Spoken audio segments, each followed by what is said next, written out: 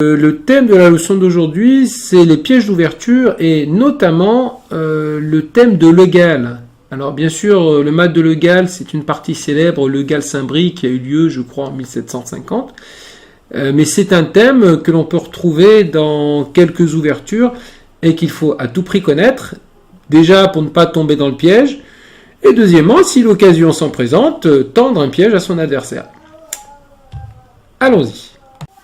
Donc voici la partie Le Gall-Saint-Brie qui s'est jouée à Paris en 1750. Le Gall allait blanc, Saint-Brie allait noir. E4, E5, cavalier F3, et là, D6. Alors, ça, c'est pas le coup le plus joué. Le coup le plus joué, c'est cavalier C6. C'est un coup qui a une meilleure réputation quand même, parce que c'est un coup de développement, c'est pas un coup de pion. Et en plus de ça, le coup D6 a le désavantage de limiter la sortie du fou. Donc ça laisse au noir moins de possibilités. C'est un coup un petit peu plus passif. Alors, le coup le plus fréquemment joué contre D6, c'est D4, et c'est probablement le meilleur. Mais là, il a été joué fou C4. Fou C4, bon, à cette époque-là, on sortait ses pièces sans trop se poser de questions.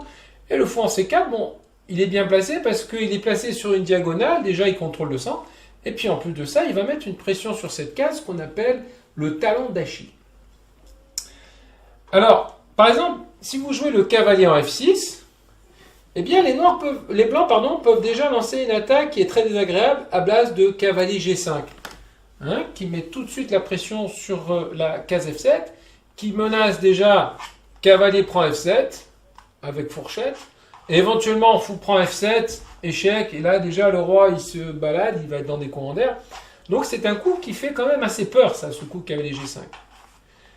Donc c'est pour ça qu'ici les noirs, ils ont anticipé, ils ont joué le coup pion H7 en H6.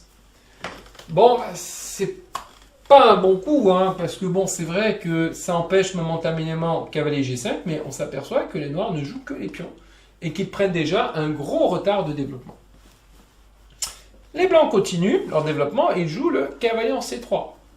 Donc déjà, les blancs, ils ont pris l'avantage. Pourquoi ? Parce qu'ils ont 3 pièces sorties contre aucune pour les noirs.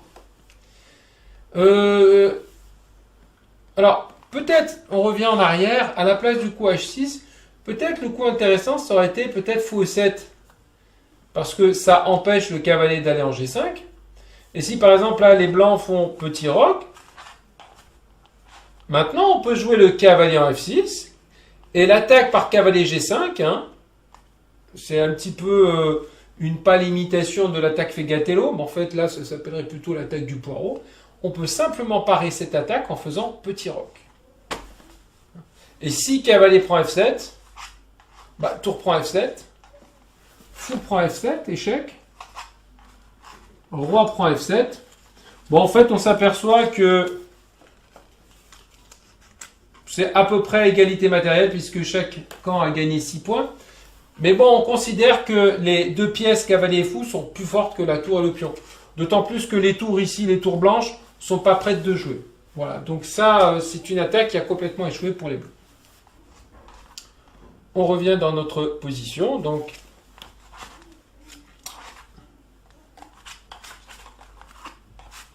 ça c'est le cavalier qui est en F3. Donc ici on est comme ça, pardon, comme ça, comme ça. Donc les noirs viennent de jouer H6. Les blancs continuent par cavalier C3. Et maintenant, les noirs sortent leur première pièce par fou G4. Voilà.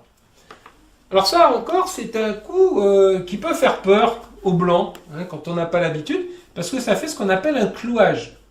Alors tout le monde connaît le clouage. Si le cavalier s'en va, par exemple en H4, ou ailleurs, le fou prendra la dame. Mais en fait, ce clouage va se retourner contre les noirs. Déjà, c'est pas un clouage total, parce que c'est la dame qui est en D1 et pas le roi. Et en fait, si le fou crée une menace contre la dame peut aussi, dans une certaine mesure, créer une menace contre le fou. Parce que si le cavalier est parti, eh bien, momentanément, la dame attaquera le fou.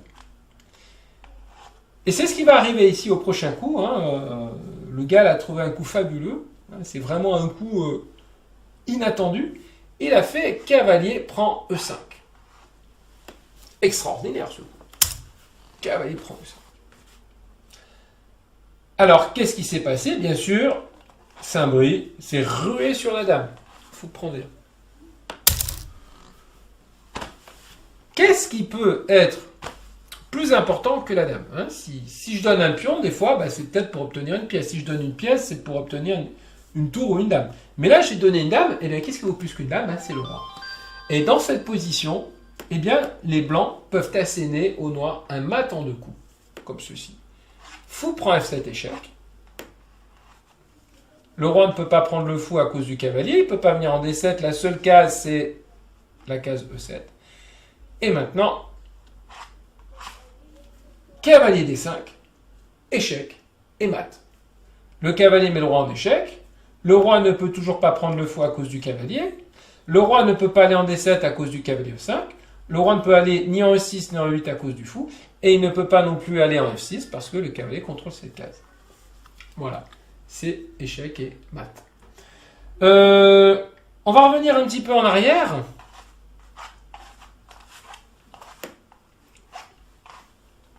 Parce qu'il y a quand même quelques petites précisions supplémentaires à apporter. C'est que sur cavalier prend E5, bien sûr, les noirs ne sont pas obligés de prendre la dame et de se faire mater. Ils peuvent faire pion prend cavalier E5. Mais à ce moment-là, comme je vous l'ai dit tout à l'heure, c'est la dame qui attaque le fou et qui va d'ailleurs s'en emparer. Alors, bon, bien sûr, la partie n'est pas encore finie, c'est pas échec et mat, mais déjà, la position est nettement favorable aux blancs. Pourquoi? Ils ont déjà gagné un pion, si on compte, il n'y a plus que 7 pions pour les noirs, alors qu'il y en a 8 pour les blancs. Ils ont la paire de fous, et surtout, ils ont un énorme avantage de développement. Donc, bon, la partie n'est pas finie, mais les blancs ont pris une sérieuse option pour le gain. Ce thème de Legal, on peut le retrouver dans d'autres parties et on va en voir quelques exemples maintenant. Donc voici une nouvelle position. Alors, par rapport à la partie que l'on vient de voir, il y a une différence essentielle, c'est que les noirs ont sorti leur cavalier en C6. Et ça change tout. C'est aux blancs de jouer. Si les blancs ici tentent de faire le mat de Legal, ça ne marche pas. Ça ne marche pas. Alors, bien sûr, si les noirs prennent la dame, ça c'est vraiment stupide parce que maintenant il va y avoir échec et mat par fou prend F7 et cavalier D5 mat, comme on vient de voir dans la partie. Mais ici, maintenant, les noirs peuvent simplement prendre le cavalier avec leur cavalier. Comme ça, ils partent le mat et ils protègent leur fou et ils se retrouvent ainsi avec une pièce de plus. Alors ici, il y a peut-être une petite... le thème ne marche pas, mais il y a un piège à tendre quand même aux noirs. C'est le coup H3. Alors là, bon, bien sûr, les noirs peuvent partir avec leur fou, ou bien simplement échanger. Bon, mais dans tous les cas, ça donnera aux blancs une partie quand même qui est favorable, parce qu'ils ont un avantage de développement, et surtout, ils ont un fou de case blanche, qui peut être très très dangereux pour la suite de la partie. Mais c'est une autre histoire. Non, en fait, le piège, c'est si ici les noirs tentent de conserver le clouage par fou H5. Et bien maintenant, le thème de l'égal fonctionne. On peut faire cavalier prend E5. Alors bien sûr, si fou prend D1, il y a toujours le mat. Et cavalier D5, échec et mat. Mais si maintenant les noirs prennent le cavalier en E5 avec leur cavalier, les blancs prennent le fou en H5, donc là les blancs ont récupéré leur pièce, mais là les noirs, à la fin, prennent le fou en C4. Et ils se retrouvent de nouveau avec une pièce de plus. Et ils sont très contents. C'est un tort. Parce que ici, les blancs ont une pointe finale. C'est le coup dame B5 échec. Qui fait une double attaque entre le roi et le cavalier. Et après C6, dame prend C4.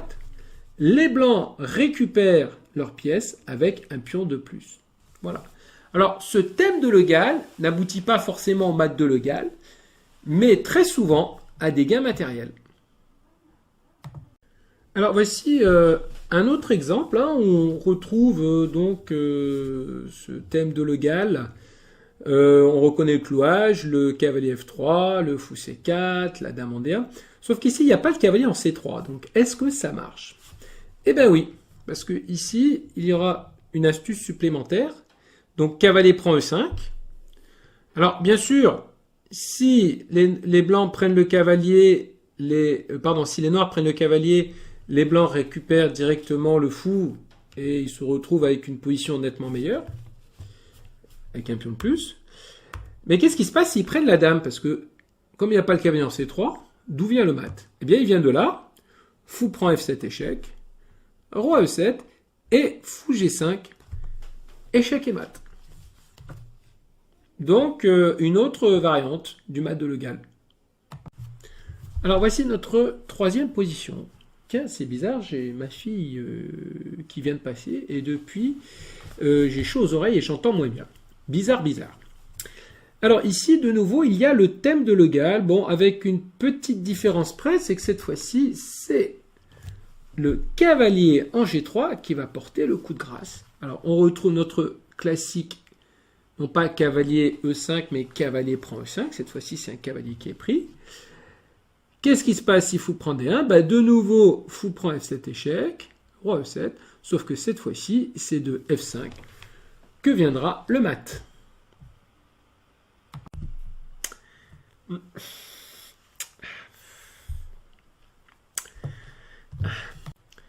Alors, voici une nouvelle position qu'on apparente toujours au thème de Legal. Alors, cette fois-ci, les choses vont être un petit peu différentes.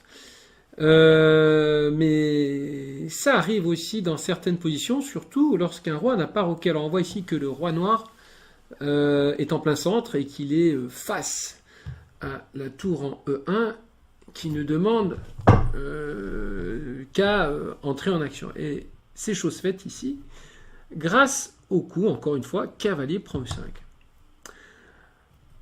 Alors ici, on peut faire plusieurs tentatives. Hein. La première, bien sûr, la plus importante à voir, c'est fou prend D1.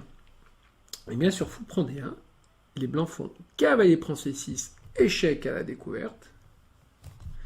Le roi va bouger, ou alors on va protéger le roi, je ne sais pas, par exemple, roi D7. Et après, cavalier prend A5, et bien, les blancs ont une pièce de plus. Voilà. On va revenir à la position de départ, donc après, cavalier prend E5. Qu'est-ce qui se passe si les noirs prennent le cavalier en E5 avec leur cavalier croyant défendre le fou? Et bien en fait, ils ne défendent pas parce qu'il y a dame prend G4. Et le cavalier ne peut en aucun cas prendre la dame parce qu'il est cloué. Donc voilà. Alors ici, les blancs ont gagné un pion et ils ont une position nettement favorable. Alors, une nouvelle position, cette fois-ci, c'est très au noir. Alors, on reconnaît toujours cette position avec le clouage du cavalier sur la dame. Cette fois-ci, c'est le fou ici qui attaque sur F2. Et il va y avoir le renfort cette fois-ci de la tour sur la colonne F. Et le coup, c'est toujours le même. Avant, c'était le cavalier F3 qui vient en E5. Là, c'est le cavalier F6 qui vient en E4. Alors, les blancs prennent la dame. Et cette fois-ci, le mat va être un petit peu plus subtil. Ça va être fou prend F2 échec. Le roi est obligé d'aller en F1. Et le cavalier vient en G3. Et c'est échec et mat. Grâce au concours de la tour sur la colonne F qui protège le fou. Voilà. Alors, maintenant, on continue avec ce nouvel exemple. Et on va voir... est-ce que c'est un Legal, est-ce que c'est pas un Legal? Mais on va voir toujours ce thème ici de contre-attaque sur le fou, de contre-attaque à la découverte face à un clouage. Alors là, dans cette position, c'est très haut blanc. Et les blancs, ils ont joué le coup D5. Et là, quand on joue D5, on est très tenté avec les noirs de venir en E5 pour, appuyer sur le clouage du cavalier F3. Eh bien, pourtant, c'est une erreur. Parce que ici, eh bien, les blancs, ils peuvent quand même faire cavalier prend E5. Alors, bien sûr, si D prend E5, eh bien, les blancs ont gagné une pièce. Mais qu'est-ce qui se passe cette fois-ci si fou prend D1? Il n'y a pas de mat de Legal. Il n'y a pas de mat de Legal, mais on peut jouer le coup fou B5 échec. Et ça, c'est un coup terrible parce que le seul coup pour parer l'échec, c'est de jouer Dame D7. Eh bien, on fait par exemple fou prend D7 échec, Roi D8, et encore derrière, K prend F7. Et là, c'est la saignée chez les noirs, puisqu'après Roi prend D7 et Cavalier prend F8, eh bien, pour le moment, les noirs ont une tournette en plus. Voilà, donc on va voir un dernier exemple de ce clouage du cavalier F3 qui peut se retourner en découverte contre le fou G4 par la dame. On reconnaît ici donc le clouage du fou et qui finalement va se retourner en découverte contre lui-même. Et ici, de nouveau, le coup c'est cavalier prend E5. Si pion prend E5, dame prend G4, les blancs récupèrent leurs pièces et ils ont gagné un pion au passage avec une position qui leur est nettement favorable. Et si par contre là les noirs font fou prend D1, eh bien les blancs vont récupérer tout leur matériel par fou prend D7 échec. Le seul coup pour parer l'échec, c'est encore une fois de faire dame prend D7. Et après cavalier prend D7, ils se retrouvent avec un pion de plus. Ici on a le choix, soit les noirs prennent et on prend le fou en D1, avec le roi ou la tour, peu importe. Mais si les noirs décident de retirer leur fou en espérant récupérer le cavalier, bien sûr le cavalier va se sauver en s'échangeant contre le fou F8. Voilà. Et quoi qu'il en soit, les blancs auront une pièce de plus et une finale avec un net avantage. Alors, notre cours est maintenant terminé. On a vu pas mal d'exemples sur le thème de l'égal. Et bien maintenant, il ne vous reste plus qu'à faire d'innombrables exercices et à me les retourner. Au revoir, à très très bientôt. Ciao ciao.